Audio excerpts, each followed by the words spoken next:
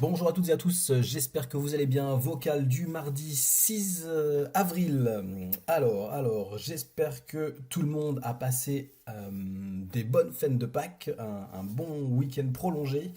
Certains ont pris vendredi jusqu'à lundi les chanceux. Bon bah écoutez, c'est parfait, j'espère que vous êtes bien reposés en famille, entre amis. C'est très important, surtout en ce moment avec les confinements, les machins, les trucs.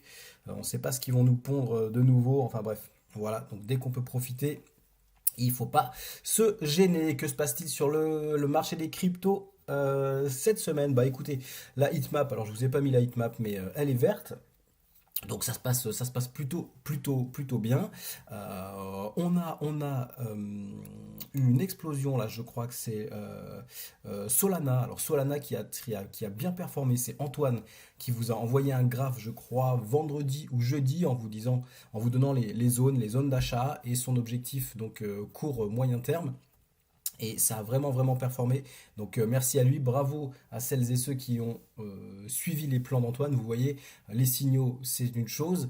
J'ai envie de vous dire que c'est pas forcément primordial, mais derrière ça, il y a les plans, il y a un gros boulot. Bah, souvent, ça paye, surtout qu'en ce moment, on est toujours dans cette, allez, on va dire cette euphorie haussière et cette euphorie acheteuse sur les crypto-monnaies, notamment sur les alt. Graphique du Bitcoin, regardez devant moi, donc on est en daily. Daily, ça veut dire que chaque bougie représente une journée de cotation. Vous me connaissez, je suis toujours acheteur. Alors effectivement, on voit qu'il y a on va dire, allez, on va parler comme un politicien. Il y a un ralentissement de la hausse. Donc ça stagne un petit peu sur les 60 000. On voit que les 60 000, ils ont du mal. Je vous ai tracé ici une petite résistance, voilà, en prenant donc le corps de cette bougie ici. Je zoome. On avait cette divergence, vous voyez, sur le RSI et le graphique principal. Donc regardez, les cours ici sont haussiers, le plus haut là, le plus haut là et le plus haut là. Donc des plus hauts de plus en plus haut sur cette zone, hein, sur cette période, vous voyez. Et là, on a un RSI, lui, qui va dans l'autre sens. Donc un plus haut ici, un plus haut là et un plus haut là. Donc des plus hauts de plus en plus bas. Donc on voit bien la divergence entre le cours qui est haussier et le cours qui est baissier ici. Alors normalement, ce genre de choses, effectivement, ça peut induire des corrections. Alors on en a eu une ici, hein. Petite correction, alors non, pas petite correction, qu'est-ce que je dis, quoi, 10%, 13%, quelque chose comme ça. Non, 10, ou peut-être 18, je ne sais plus, enfin bref.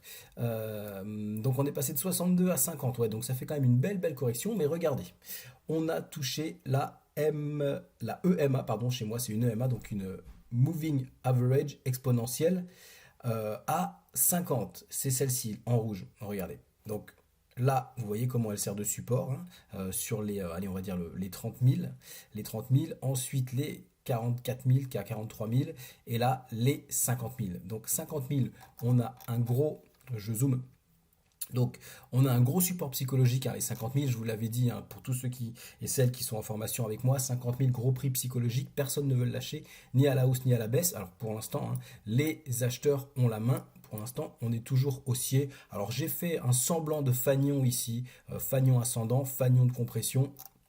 Donc, on peut dessiner une boîte un peu plus large, si vous voulez. Hop, je peux faire un rectangle par là aussi. Alors, ça va pas être super précis, mais je vous le fais comme ça, vite fait à main levée. Allez, on prend large. Peut-être pas 42 quand même, ça fait un peu loin. On va prendre les 50 000. Voilà. Si on prend les 50 000, bon bah on voit très bien les résistances, hein, qui sont là. Ici, on est sur des résistances intermédiaires, vous voyez. Ce sont les 58 800, 59 000. Donc, toujours ici cette résistance. Moi, je ne m'en fais pas. Bon, je dégage ça parce qu'on voit rien. Je ne m'en fais pas. On est toujours dans cette phase haussière. Je pense que, alors j'ai pas de boule de cristal, hein, c'est un avis perso, qu'on devrait casser ici par le haut pour retrouver les 60 assez rapidement, peut-être en ce début de semaine, peut-être à l'ouverture US, je n'en sais rien.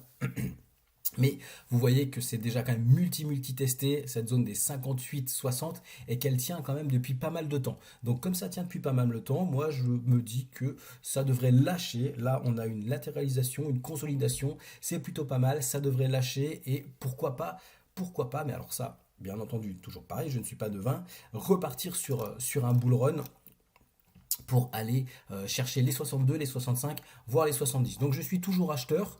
En termes de stratégie, les agressifs, vous pouvez acheter maintenant. Sinon, si vous souhaitez avoir une confirmation, eh bien vous attendez. On va passer en H4. Bon, là je suis en 1 heure, je me suis trompé. Pardon. Tac. On va passer en H4. Vous attendez une confirmation haussière au-dessus de ça. Donc une bougie rouge, là vous voyez toutes les moyennes mobiles sont en dessous, hein, en support, donc il n'y a pas péril en la demeure. On a la EMA7 qui est juste en dessous, on a la 28 là et on a la 50. Donc pour moi, si vous achetez, il faut aller mettre un stop, allez, en dessous ça, ici là, en dessous les 56 394, alors on peut dire 56 000, alors ça fait 56 000, ça fait 2600, 2600, 2500 points, c'est vrai que c'est pas toujours très simple. Les plus frileux, vous mettez votre stop sous cette moyenne mobile là, la EMA 50, d'accord, ici, sous 57 000, ça me paraît pas mal. Et vous visez le retour là-dessus, hein, 58 000, 59 580, et puis après 60K. Alors, les plus frileux, vous pouvez attendre la cassure des 60 000. Moi, je trouve ça un petit peu large, un petit peu trop large. J'aurais tendance à acheter à la rigueur cassure des 59 000. Vous voyez, les 59 000. Donc, on a une bougie verte, une bougie qui clôture, qui se termine au-dessus des 59 000. Je pense qu'on peut tenter les achats et aller chercher donc les plus hauts historiques, donc qui se trouvent là. Enfin, non, ça ce sont pas les plus hauts historiques, pardon. Les 62 000 hein, qui sont un petit peu avant sur le graphique, pour taper 62 000, 65 000, et pourquoi pas les 70. Mais regardez comme c'est propre, hein, cette moyenne mobile 50 hein, qui drive le cours. Il y a très très peu de passages et d'excès en dessous. Là un petit peu, mais ça rebondit, ça repart. Là aussi, ça rebondit, et là aussi, ça rebondit. Donc la moyenne mobile 50, elle est vraiment, vraiment pas mal pour vous donner une indication de support sur moyen long terme. Le RSI, regardez, on se rapproche de cette tendance, cette oblique baissière. Donc je pense qu'on va aller la tester et on va la casser. On va la casser pour retrouver les 80, voire un peu plus haut. Donc peut-être ici les 90, ce qui nous emmènerait vers 60, 62 000 par là. Il faut juste casser ça, mais regardez, on n'est toujours pas allé sous les 50. En fait, ici, on a bloqué sur les 57, on est sur les 60. Je pense que ça sent bon. On peut toujours être acheteur sur le Bitcoin. Alors, bien entendu, sur ces niveaux de prix, vous faites attention, attention à vos lots, attention à vos leviers. Et sinon, prenez soin de vous. Alors, à titre perso, je suis toujours aussi acheteur sur le BNB, mais ça, il y a des plombes, hein. Bon, toute l'équipe, nous, on est acheteur sur quasiment tout. Moi, je suis surtout très exposé sur le Bitcoin et le BNB. J'ai aussi du EO, j'ai du Cardano. Qu'est-ce que j'ai d'autre? J'ai d'autres petits trucs. J'ai du OMI, j'aimerais bien qu'il explose, lui, là, le OMI. Alors ça, ce sont des choses que vous ne trouvez pas sur Storm, ni sur Binance. Mais bon, c'est sympa d'en parler, hein, c'est normal. Donc,